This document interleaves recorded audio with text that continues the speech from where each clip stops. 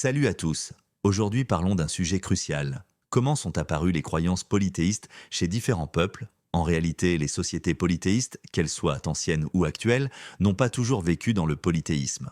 Les Égyptiens, les Grecs, les Romains, les Hindous, les bouddhistes, les animistes, les Israélites, les Arabes et bien d'autres encore ne font pas exception à cette règle. Selon l'islam, la fitra représente l'état originel et la nature primordiale de l'être humain, caractérisée par une inclination innée vers le monothéisme. Chaque personne naît ainsi avec une disposition naturelle à reconnaître l'existence et l'unicité de Dieu.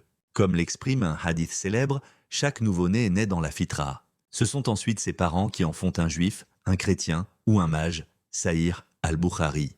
Cela signifie que la reconnaissance de Dieu n'est pas importée de l'extérieur, mais plutôt réveillée ou actualisée de l'intérieur. La foi est perçue comme la réponse naturelle de l'être à son environnement spirituel, tout comme un enfant est naturellement programmé pour apprendre la langue de ses parents. La reconnaissance de Dieu est une tendance spirituelle native, que l'éducation et l'environnement viennent soit cultiver, soit voiler. Ainsi, tous les êtres humains naissent égaux sur le plan spirituel. Les différences religieuses ou confessionnelles ne relèvent pas d'une distinction de nature, mais résultent de l'influence sociale, culturelle et des choix personnels. La fitra souligne donc une universalité fondamentale. L'être humain porte en lui, dès l'origine, l'aptitude à reconnaître son créateur. Le premier être humain, Adam, était monothéiste. Son créateur, après l'avoir façonné et créé, ne l'a pas laissé sans orientation ni objectif sur terre. Il l'a guidé en lui enseignant le vocabulaire, les valeurs morales, les bons comportements et surtout l'adoration exclusive du Dieu unique, Tawhid. Ce n'est que plus tard que le polythéisme est apparu progressivement parmi ses descendants. À l'origine, il s'agissait d'honorer la mémoire de personnes pieuses et monothéistes. Les gens commencèrent à vénérer des hommes vertueux après leur mort, comme le rapporte le Coran. Wad, Suwa, Yagout, Yayouk et Nasr, Coran 71-23. Au départ, cette vénération n'était qu'un signe de respect et de souvenir. Mais avec le temps, ces statues et représentations devinrent objets de culte. Satan, ou Iblis, joua alors un rôle central en détournant les hommes de l'adoration exclusive d'Allah pour les inciter à se tourner vers des intermédiaires, des esprits ou les astres. Ainsi, le polythéisme résulte en fait d'une déviation progressive du monothéisme originel, né de la vénération excessive d'hommes vertueux, de la sacralisation d'images commémoratives et de l'instigation satanique, qui exploite ces faiblesses pour éloigner les hommes du monothéisme pur. Avec le temps, le message originel des prophètes a pu être dénaturé, partiellement oublié ou perdu.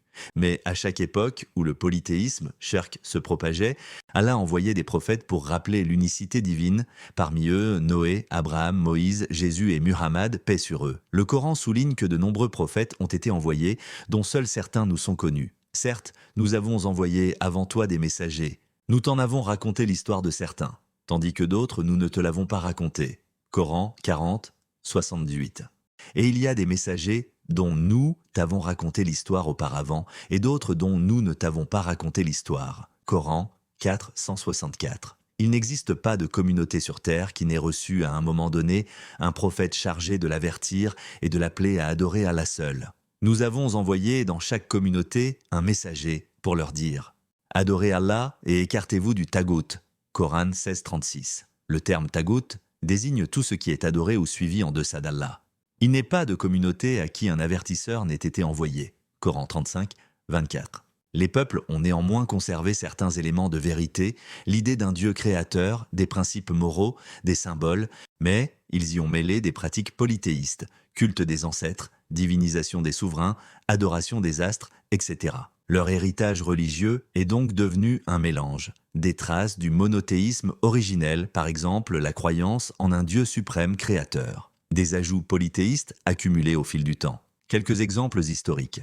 En Mésopotamie et en Égypte, on retrouve l'idée d'un dieu suprême, Amun, Marduk, dominant les autres. Chez les Grecs, derrière le Panthéon, certains philosophes évoquaient un principe divin unique. Dans l'hindouisme ancien, certains textes védiques parlent d'une divinité suprême au-dessus de toutes les autres, une forme d'énothéisme. Chez les Arabes paganistes, Allah était reconnu comme créateur suprême, Coran 31-25.